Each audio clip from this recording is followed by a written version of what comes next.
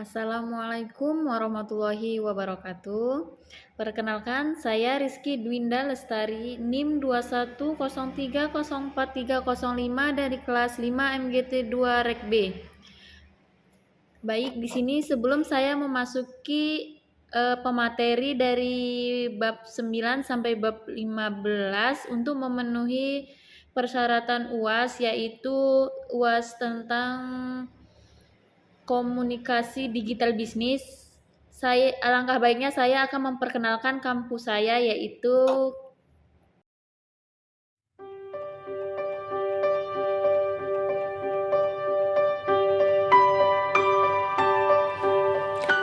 Selamat datang di kampus Universitas Muhammadiyah Riau, UMRI, berlokasi strategis di jantung kota Pekanbaru. UMRI saat ini telah terakreditasi B dan memiliki 8 fakultas dengan 26 program studi. Memasuki kawasan kampus utama yang berada di Jalan Tuanku Tambusai Ujung Pekanbaru. Gedung Rektorat UMRI bernama Gedung Kiai Haji Ahmad Dahlan. Pelayanan sivitas akademika berpusat di gedung ini.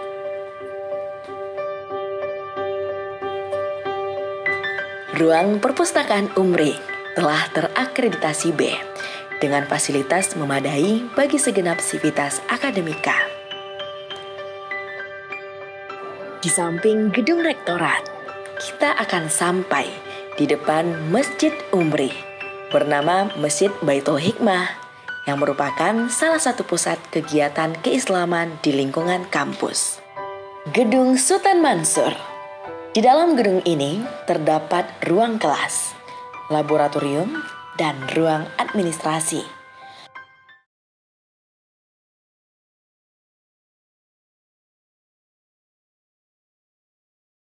baik, langsung saja kita memasuki pemateri ke bab 9, yaitu keterampilan presentasi bisnis. Membangun keterampilan presentasi bisnis yang efektif adalah kunci kesuksesan. Komunikasi yang baik yang digunakan visual yang tepat dapat mempengaruhi keberhasilan presentasi. Pentingnya keterampilan presentasi bisnis yaitu dalam dunia bisnis yang kompetitif, kemampuan untuk menyampaikan ide dan informasi dengan jelas dan persuasif adalah kunci untuk memenangkan kepercayaan klien dan mitra bisnis. Komunikasi efektivitas dalam presentasi bisnis. Komunikasi yang efektif melibatkan penggunaan bahasa tubuh, intonasi suara, dan kejelasan pesan untuk memastikan bahwa pesan yang disampaikan dapat memahami dengan baik terhadap audiens. Menyusun struktur presentasi bisnis, yaitu yang pertama pendahuluan, membuka presentasi dalam menciptakan minat dan menunjukkan tujuan presentasi. Yang kedua, isi utama. Menyampaikan informasi secara terstruktur dengan poin-poin utama dan contoh yang relevan. Yang ketiga, kesimpulan. Mengulangi poin penting, menunjukkan pertanyaan terbuka dan mengundang diskusi. Teknik menyampaikan presentasi bisnis secara persuasif, yaitu yang pertama, gunakan bahasa tubuh yang tepat. Gerakan tangan, ekspresi wajah, dan kontak mata yang kuat dapat meningkatkan daya persuasif dalam menyampaikan presentasi. Yang kedua, sajikan data dalam bentuk grafik, yaitu grafik dan tabel yang jelas dan mudah dibaca, membantu audiens untuk memahami informasi dengan baik. Selanjutnya, sertakan testimoni pelanggan. Menggunakan kutipan dan cerita akses pelanggan dapat meyakinkan audiens mengenai manfaat produk dan layanan Anda. Penggunaan visual dan media dalam presentasi bisnis, yaitu presentasi bisnis yang digunakan gambar, video, atau media lainnya dapat membantu menarik perhatian audiens dan mempertahankan minat mereka sepanjang presentasi. Cara mengatasi rasa gugup saat presentasi bisnis, yaitu rasa bisnis saat presentasi adalah hal yang wajar. Menyiapkan diri dengan baik, latihan yang cukup, dan berfokus pada pesan yang disampaikan dapat membantu mengurangi rasa gugup. Menyampaikan presentasi bisnis dengan percaya diri dan profesional. Percaya diri adalah kunci kesuksesan dalam presentasi bisnis. Memiliki pengetahuan yang mendalam tentang topik bersifat profesional dan merasa yakin dengan ini presentasi adalah faktor penting dalam membuat presentasi yang efektif. Selanjutnya yaitu komunikasi interpersonal dan kelompok. Komunikasi adalah istilah yang begitu populer di saat ini. Di media massa, buku, kelompok diskusi atau pelatihan, seminar dan sebagainya membahas mengenai komunikasi. Manusia modern diberondong oleh pesan-pesan komunikasi dari berbagai jurusan, baik secara terang-terangan ataupun secara halus, baik secara verbal ataupun nonverbal. Komunikasi interpersonal adalah proses pertukaran informasi, ide, pendapat, dan perasaan yang terjadi antara dua orang atau lebih. Contoh komunikasi interpersonal seperti percakapan antara dua teman, percakapan keluarga, dan percakapan antara 3 orang. Komunikasi interpersonal bisa jadi di mana saja kita menonton film, belajar, dan bekerja. Menurut Erwin Spitz, komunikasi interpersonal atau komunikasi antar pribadi adalah proses komunikasi antara dua orang atau lebih secara tatap muka. Ini memungkinkan komunikator menyampaikan pesan secara langsung dan komunikan menanggapinya pada saat yang bersamaan. Menurut Dan Berlon, komunikasi antar pribadi adalah proses komunikasi yang melibatkan orang lain. Komunikasi interpersonal terjadi ketika melakukan interaksi yang berfokus pada isyarat verbal dan nonverbal serta saling berbalas. Jika tidak ada proses pertukaran verbal dan nonverbal, maka disebut proses komunikasi antar pribadi. Menurut Effendi, komunikasi interpersonal adalah komunikasi yang terjadi pada dua orang dan melakukan percakapan. Kontak tersebut bisa bertatap muka atau melalui telepon sehingga menimbulkan timbal balik. Ciri-ciri komunikasi interpersonal yaitu bahasa yang digunakan bahasa bisa formal dan informal. Yang kedua, memakai media tertentu misal telepon, ponsel, atau Gmail. Yang selanjutnya dilakukan 2 orang atau lebih, bersifat terbuka atau komunikatif. Efektivitas komunikasi interpersonal yaitu keterbukaan, empati, sikap pendukung, sikap positif, dan kesetaraan. Kelompok adalah sekumpulan orang yang mempunyai tujuan bersama yang interaksi satu sama lain untuk mencapai tujuan bersama, mengenal satu sama lain, dan memandang mereka sebagai bagian dari kelompok tersebut. Michel Bargon mendefinisikan komunikasi kelompok sebagai interaksi secara tatap muka antara 3 orang atau lebih dengan tujuan yang telah diketahui seperti berbagi informasi, menjaga diri, pemecah masalah, yang mana anggota-anggotanya dapat mengikat karakteristik pribadi anggota-anggota secara lain dan secara tepat. Klasifikasi kelompok itu ada 2, yang pertama primer, yang kedua sekunder. Kelompok primer, kualitas komunikasi dalam kelompok primer bersifat dalam dan meluas. Dalam artinya menembus kepribadian yang tersunyi atau menyingkap unsur-unsur tersirat. Meluas artinya hanya sedikit kendala yang menentukan rentangan dan cara berkomunikasi. Dalam kelompok primer kita dapat menentukan hal-hal bersifat pribadi dengan menggunakan bahasa lambang, bahasa verbal, ataupun nonverbal. Dalam kelompok primer ada aja pembagian peran secara sistematis karena komunikasi yang terjadi secara langsung dan bersifat informal. Yang sekunder yaitu komunikasi bersifat dangkal dan terbatas.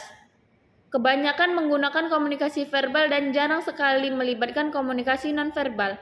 Dalam kelompok sekunder terdapat pengelompokan anggota yang berorganisir secara sistematis untuk secara tujuan karena interaksi sosial terjadi secara tidak langsung berjauhan bersifat kurang kekeluargaan. Bentuk komunikasi kelompok yaitu komunikasi kelompok besar dan kelompok kecil. Fungsi komunikasi kelompok yaitu fungsi menjalin hubungan sosial, pendidikan, persuasi, pemecah masalah dan pembuatan keputusan, dan terapi. Selanjutnya yaitu etika dalam komunikasi bisnis. Pengertian etika berasal dari kata Yunani ethos yang mengandung arti yang cukup luas, yaitu adat, kebiasaan, akhlak, watak, perasaan, sikap, dan cara berpikir.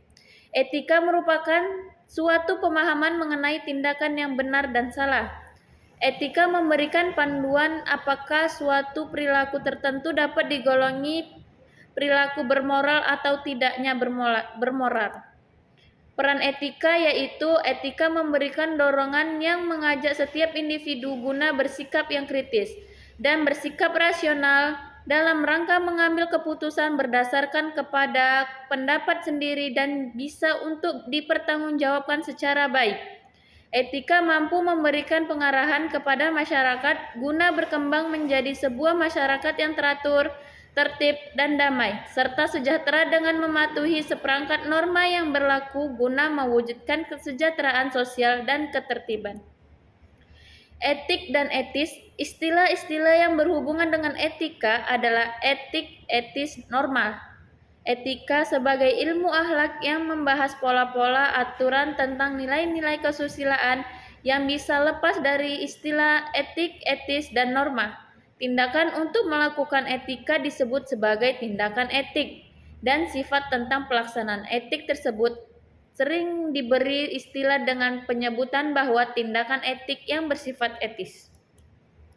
Macam-macam etika ada dua, yaitu etika deskripsi dan etika non-normatif. Faktor-faktor yang mempengaruhi perilaku yaitu tabiat atau pembawaan, akal pikiran atau rasio. Yang ketiga, hati nurani. Faktor-faktor yang mempengaruhi pembentukan etika ditentukan oleh faktor internal dan eksternal. Faktor internalnya yaitu keadaan dari manusia itu sendiri yang meliputi kognitif, pemahaman ajaran agama, kecerdasan, latar belakang afektif, motivatif, minat, sikap, dan konsep diri yang kemandirian. Yang kedua, faktor eksternal, keadaan yang berasal dari luar diri manusia yang meliputi pendidikan dan lingkungan. Pendidikan sekolah, pendidikan masyarakat, salah satu aspek yang turut memberikan saham dalam pembentukan sikap dan perilaku manusia adalah faktor lingkungan. Secara umum, etika digolongi menjadi dua, yaitu etika umum yang mempunyai isi tentang prinsip dan norma dasar serta etika khusus atau etika terapan yang keberlakuannya khusus. Sedangkan etika khusus digolongkan menjadi etika individual dan sosial. Mencari etika sosial digolongkan lagi menjadi beberapa golongan, yaitu adalah etika keluarga, etika politik, etika profesi, etika lingkungan hidup, dan sikap dengan sesama dan kritik ideologis. 4 hierarki etika. Yang pertama, moralitas pribadi, etika profesi, etika organisasi, dan etika sosial. Biodata perusahaan yaitu etika bisnis dan etika kerja, prinsip kerja perusahaan, dan filosofi perusahaan. Etika bisnis adalah sistem nilai dari prinsip dasar dan filosofi perusahaan sebagai acuan untuk berhubungan dengan lingkungan internal dan eksternal. Etika kerja merupakan sistem nilai yang dianut secara perorangan yang termasuk etika hubungan antar karyawan dan perusahaan. Etika bisnis mengatur hubungan antar perusahaan dengan publik, pelanggan, pesaing, pemasok, penyalur, dan pemegang saham, perusahaan afiliasi, prinsipal, investor, penyelenggara negara, masyarakat, dan media massa. Contoh penerapan dari etika bisnis yaitu penyebutan nama klien dengan baik, hadir tepat waktu saat janji temu, berdiri saat berkenalan, tidak segan mengucapkan terima kasih, dan membayar tagihan rapat. Manfaat dari etika dalam bisnis yaitu dengan memiliki sebuah etika, tentu saja klien merasa lebih dihargai dan tentu saja mampu memberikan gambaran kualitas perusahaan dan pada klien. Selain itu, jaminan adanya kerjasama yang baik terjalin dengan pribadi yang memiliki kualitas diri juga etika. Citra perusahaan bisa menjadi baik, tidak adanya citra buruk dan membuat jalannya bisnis menjadi lancar terkendala.